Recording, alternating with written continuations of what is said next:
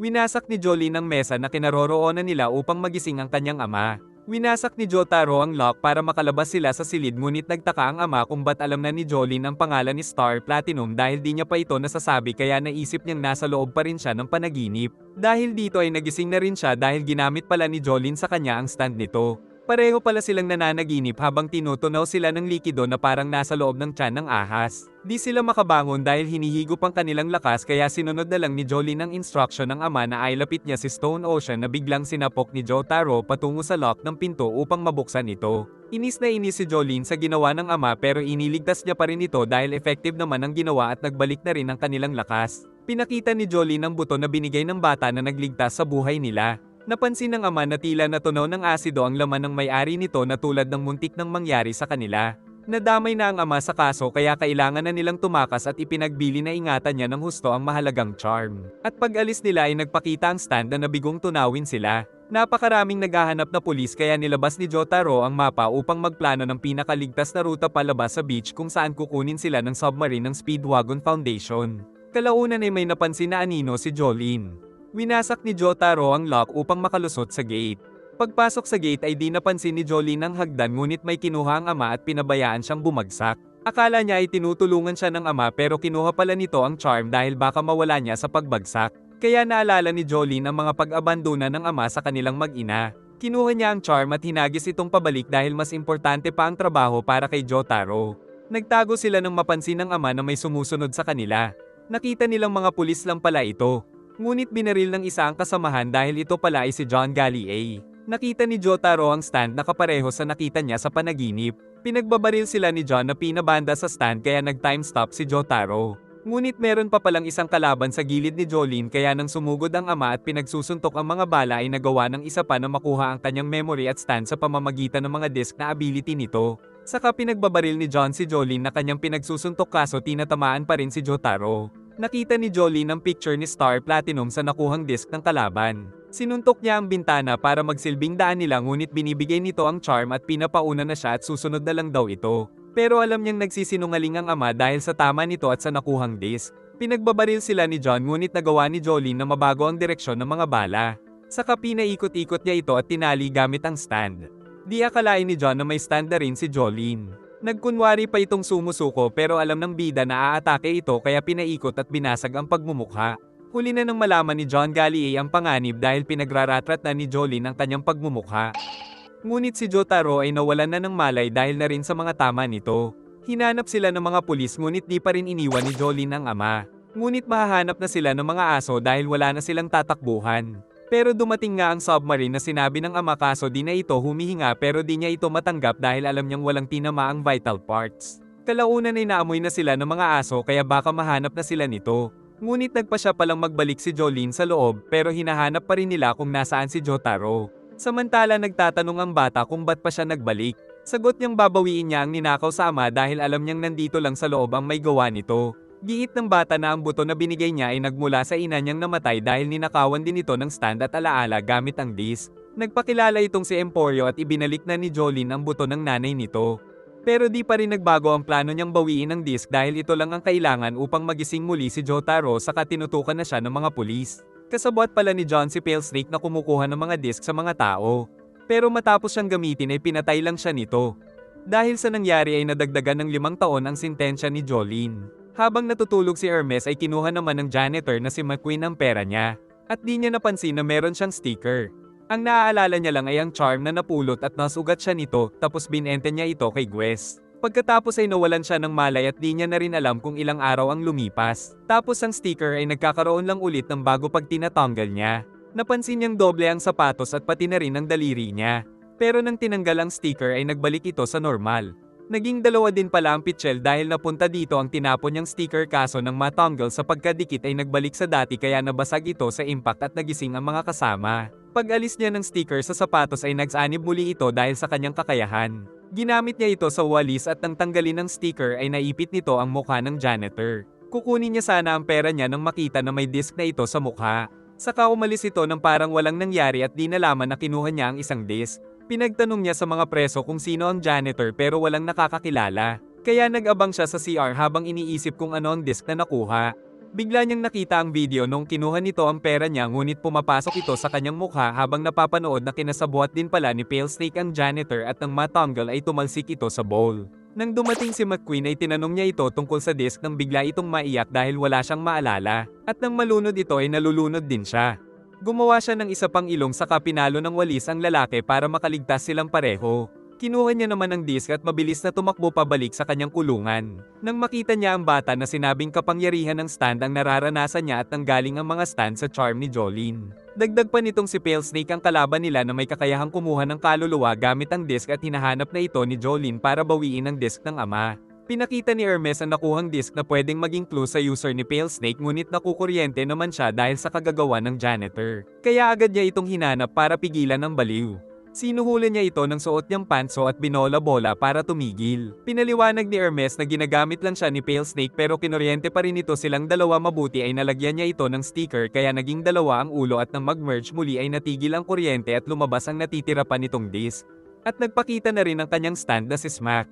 Binalita ng bata kay Jolene na natutunan na rin ni Hermes ang tungkol sa mga stand at nang sinubukan daw nila ang mga disk ay nagising si McQueen pero ngayon ay nasa bata ang mga disk ng janitor upang maitago ito sa mga guard. Kinuha ito ni Jolene dahil baka nandito ang clue kung sino ang user ni Pale Snake.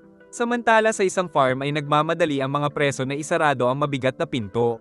Ngunit sa isang iglap ay naputol ang kamay nito at hinigop siya ng buhay ng isang stand. Tapos sinunod din nito ang kanyang kasama. Kinabukasan ay nagkaroon ng pagpupulong upang magkaroon ng search party sa mga nawawalang preso at kung sino ang makahanap ay mababawasan ang sintensya. Isa sa mga nagpresenta sila Hermes at Jolene pero magsusuot sila ng bracelet na sasabog pag lumayo sila sa guard at pag sinubukan nila itong tanggalin. Pero naka-MTB ito kaya kailangan nilang tumakbo dahil kung maiwan sila ay sabog sila. Naghanap sila sa farm kung saan nawala ang mga lalaking preso. Meron na silang clue dahil tinignan din pala ni Jolene ang disk kaya alam niyang sa isang bar nakausap ni McQueen si Pale Snake at ang mga disk ay nakatago sa isang gulong ng tractor kaya ito ang hahanapin nila. Nais silang tuksuhin ng guard pero di nila ito pinansin dahil kailangan na nilang hanapin ang mga disk. Nainis naman ang guard kaya pinalo ang bracelet para ma-activate ito. At sa takot ni Hermes ay napa-atras siya sa dumi na balak talaga ng pulis. Kaso gamit ang stand ay kumuha si Jolene ng dahon kaya ang guard pa ang natalsikan ng mabango. Nakita nila sa bar ng dalawa pang kasama sa paghahanap. At sa loob ay nandoon ang tractor na hinahanap nila. Kaso inutusan sila ng bugok na pulis na hanapin ang mga nawawalang preso sa tubig kahit alam nilang may buwaya doon.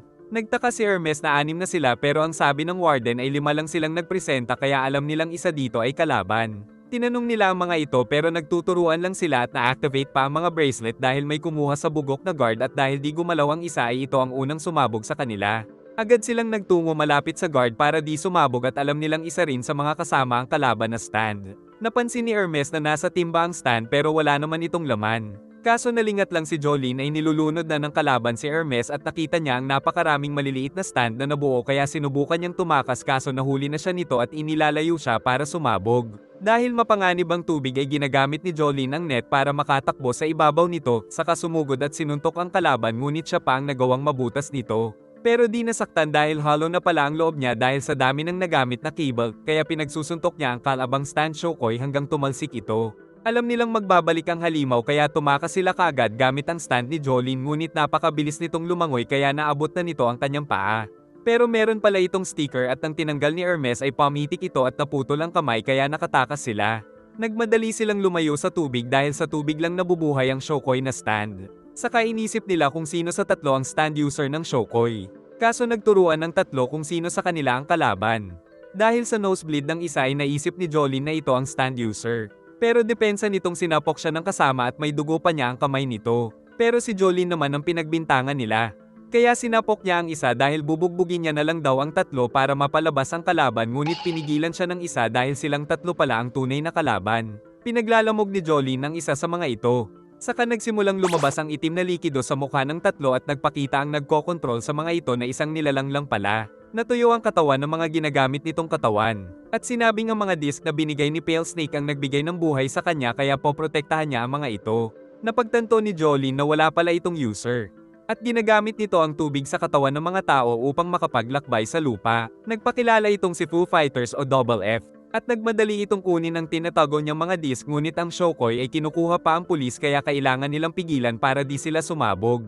Pero pinaubaya ni Jolene ang pulis kay Hermes habang siya ay susubukang kunin ang mga disk pero kung mabigo si Hermes ay sasabog si Jolene kaya pinagsusuntok niya ng mabilis ang Shokoy na pinutol naman ang kanyang braso pero duplicate lang pala ang nakuha nito. Pero pag tinanggal niya ang sticker ay masasaktan pa rin siya sa pinsala. Nagalit ang Shokoy kaya pinatalsik nito ang sarili upang makaabot kay Hermes sa kamuling nabuo ang katawan nito na sinakal siya. Kinuha ni Hermes ang tuyot na bangkay at nilagyan ng sticker at nang tanggalin ay sumabog ang buhangin upang matuyo ang katawan ng Shokoy at nagawa niya na itong masipa hanggang sa maglaho ito. Saka dinala niya ang katawan ng pulis para di sila sumabog. Pumasok sila sa barn ngunit naghihintay si Fo na kukunin na sana ang kanyang mga disk. Nagpakalat din ito ng tubig upang di siya ma-dehydrate.